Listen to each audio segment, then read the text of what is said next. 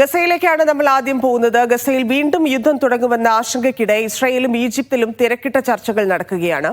US പ്രതിനിധി സംഘം ഇസ്രായേലിൽ എത്തിയിട്ടുണ്ട്. ഹമാസ് നേതാക്കൾ കെയ്റോയിലും എത്തിയിട്ടുണ്ട്.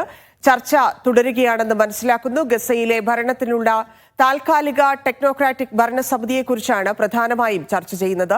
40 പേരടങ്ങിയ പട്ടിക ഹമാസിന് മധ്യസ്ഥ രാജ്യങ്ങൾ കൈമാറിയെന്നാണ് റിപ്പോർട്ട്. ഇതിൽ 15 പേരെ തെരഞ്ഞെടുക്കുകയാണ് ലക്ഷ്യം. 11 ദിനങ്ങൾക്കിടെ ഇസ്രായേൽ 80 വെടിനിർത്തൽ കരാർ ലംഘനങ്ങളാണ് നടത്തിയത്. റഫ അതിർത്തി ഇസ്രായേൽ ഇപ്പോഴും തുറന്നിട്ടില്ല.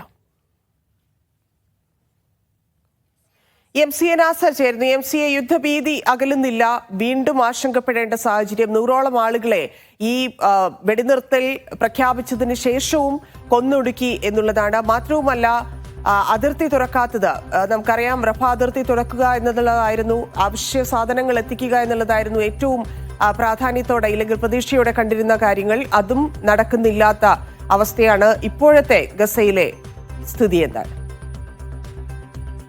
തന്നെ ഈ ഗുരുതരമായിട്ടുള്ള ഒരു പ്രതിസന്ധി ഇന്നലെ മുതൽ രൂപപ്പെട്ടിട്ടുണ്ട്. ഇന്നലെയും ഇന്നുമായി മാത്രം 57 പേരെയാണ് ഇസ്രായേൽ ഗസയിൽ കൊലപ്പെടുത്തിയിരിക്കുന്നത്. പിന്നിട്ട 10 ദിവസം ഈ വെടിനിർത്തൽ കരാർ മുന്നോട്ട് പോകുന്ന ഒരു ഘട്ടത്തിൽ 97 പേരുടെ മരണവും ഏതാണ്ട് 200-ലധികം പേർക്ക് പരിക്കേൽക്കപ്പെടുന്ന ഒരു സാഹചര്യമുണ്ടായി. അതായത് തങ്ങൾ എന്തുദ്ദേശിക്കുന്നു അതേ വംശഹത്യ ഈ വെടിനിർത്തൽ കരാറിൻ്റെ ആ ഒരു മറപറ്റിയും മുന്നോട്ട് കൊണ്ടുപോകുന്ന ഒരു ഇസ്രായേലിൻ്റെ സമീപനമാണ് ഇതിലൂടെ വെളിപ്പെട്ടിരിക്കുന്നത്. എന്തായാലും ഈ കരാർ ഇതോടുകൂടി തകരാൻ പാടില്ല, അല്ലെങ്കിൽ ഈ ഒരു താൻ മുന്നോട്ട് വെച്ച 20 ദിന പദ്ധതി പിന്നെ അത് തകരുന്ന ഒരു സാഹചര്യം ഉണ്ടാകരുത് എന്ന ട്രംപിന് നിർബന്ധമുണ്ട്. അതുകൊണ്ടാണ് തിരക്കിട്ട് തന്നെ ചില നയതന്ത്ര നീക്കങ്ങൾ ഇപ്പോൾ അമേരിക്ക നേരിട്ട് തന്നെ ആരംഭിച്ചിരിക്കുന്നത്. ഇതിന്റെ ഭാഗമായിട്ടാണ് അമേരിക്കയുടെ പശ്ചിമേഷ്യൻ പ്രതിനിധി സ്റ്റീവ് വിറ്റ്കോഫ്, അതോടൊപ്പം തന്നെ ട്രംപിന്റെ മരുമകനും ഉപദേശകനുമായിട്ടുള്ള ജറദ് കുഷ്നർ എന്നിവർ ഇസ്രായേലിലെത്തി നെതന്യാഹു ഉൾപ്പെടെയുള്ള നേതാക്കളുമായി ഇന്ന് ചർച്ച നടത്തിയിരിക്കുന്നത്. അവർ ഇസ്രായേലിൽ തന്നെ തങ്ങുകയാണ്. ഇസ്രായേൽ നേതൃത്വത്തോട് ഈ 2 പേരും അമേരിക്കയ്ക്ക് വേണ്ടി അഭ്യർത്ഥിച്ചിരിക്കുന്നത് ഈ വെടിനിർത്തൽ കരാറിൻ്റെ ഈ ഒരു സാധ്യതയെ നഷ്ടപ്പെടുത്തരുത്. കാരണം ഹമാസിനെ നിരായുധീകരിക്കുക എന്ന ഒരു വലിയ ലക്ഷ്യം മുന്നിലുണ്ട്. അതുകൊണ്ട് തന്നെ ഈ കരാറുമായിട്ട് സഹകരിച്ച് മുന്നോട്ട് പോകണം. ഗസയിലേക്കുള്ള സഹായ വസ്തുക്കളുടെ വിതരണത്തിന് വിഘ്നം വരുത്തുന്ന ഒരു സമീപനം ഉണ്ടാകരുത് എന്നതുൾപ്പെടെയുള്ള കാര്യങ്ങളാണ് അമേരിക്കൻ നേതൃത്വം അല്ലെങ്കിൽ അമേരിക്കൻ പ്രതിനിധി സംഘം ഇസ്രായേലിനോട് ആവശ്യപ്പെട്ടത് എന്നാണ് അമേരിക്കൻ മാധ്യമങ്ങൾ റിപ്പോർട്ട് ചെയ്യുന്നത്. എന്തായാലും നമുക്കറിയാം, പല കാര്യങ്ങളും പറഞ്ഞുകൊണ്ടാണ് ഇതെല്ലാം ഇപ്പോഴും തടയുന്നതും ആക്രമണം തുടരുന്നതും എന്നുള്ളത് അറിയാം. ഒപ്പം തന്നെ ഹമാസ് നേതാക്കൾ കെയ്റോയിൽ എത്തിയിട്ടുണ്ട് ചർച്ചയ്ക്ക്. നമുക്കറിയാം, ഗസയിലെ ഭരണത്തിനുള്ള ഒരു താൽക്കാലിക ടെക്നോക്രാറ്റിക് ഭരണസമിതി, അതാണ് അവിടെ പ്രധാനമായും ചർച്ച നടക്കുന്നത്. മാത്രമല്ല, 2ാം ഘട്ടം എന്നുള്ള രീതിയിൽ അത് ഹമാസിനെ ഇല്ലാതാക്കുക, ഹമാസിന്റെ പ്രവർത്തനങ്ങളെ പൂർണ്ണമായി നിർത്തലാക്കുക എന്നൊരു ഉദ്ദേശം കൂടി ആ ഘട്ടത്തിനുണ്ട് എന്ന് മനസ്സിലാക്കുന്നു. കെയ്റോയിലെ ചർച്ചകൾ എങ്ങനെയാണ് പുരോഗമിക്കുന്നത്? ഖലീൽ അൽ ഹയ്യയുടെ നേതൃത്വത്തിലുള്ള സംഘവും മധ്യസ്ഥ രാജ്യങ്ങളും തമ്മിലാണ് ഇപ്പോൾ ചർച്ച നടക്കുന്നത്.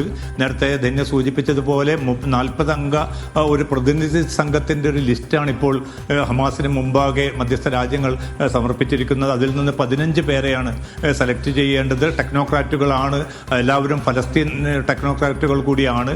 അതിൽ നിന്ന് 15 പേരെ ഹമാസ് നേതൃത്വം മുന്നോട്ട് വെച്ചാൽ അത് ഇസ്രായേലിന് കൂടി സ്വീകാര്യമാണെങ്കിൽ അത്തരമൊരു അവരുടെ നേതൃത്വത്തിലുള്ള ഒരു താൽക്കാലിക ഭരണ സംവിധാനം ഗസയിൽ രൂപപ്പെടുത്തുക, അതോടൊപ്പം തന്നെ ഹമാസിന്റെ നിരായുധീകരണം, വിദേശ രാജ്യങ്ങളുടെ പങ്കാളിത്തത്തോടു കൂടിയുള്ള ഒരു സുരക്ഷാ സേന എന്നിവ ഉൾപ്പെടെയുള്ള നിർദ്ദേശങ്ങളാണ് ഈ 2ാം ഘട്ടത്തിന്റെ ഭാഗമായി അമേരിക്കയും അതോടൊപ്പം തന്നെ മധ്യസ്ഥ രാജ്യങ്ങളും ഇപ്പോൾ ഹമാസുമായിട്ട് ചർച്ച നടത്തുന്നത്. ഇതിൽ ഹമാസിന്റെ ഔദ്യോഗികമായിട്ടുള്ള ഇതിൽ ഈ പലസ്തീനികളല്ലാത്ത ഒരു പ്രതിനിധിയെയും തങ്ങൾ ഉൾപ്പെടുത്താൻ ആഗ്രഹിക്കുന്നില്ല, അല്ലെങ്കിൽ അത്തരമൊരു വൈദേശികമായിട്ടുള്ള സാന്നിധ്യത്തെ തങ്ങൾ ഒരു നിലക്കും പൊറുപ്പിക്കുകയില്ല എന്ന് ഹമാസ് നേരത്തെ തന്നെ വ്യക്തമാക്കിയിട്ടുണ്ട്. അതുകൊണ്ട് വരും ദിവസങ്ങളിൽ ഹമാസിന്റെ തീരുമാനം എന്നത് വളരെ നിർണായകമായിരിക്കും. അതോടൊപ്പം തന്നെ ഇത് ഇസ്രായേലിന് കൂടി സ്വീകാര്യമാകേണ്ടതുണ്ട്.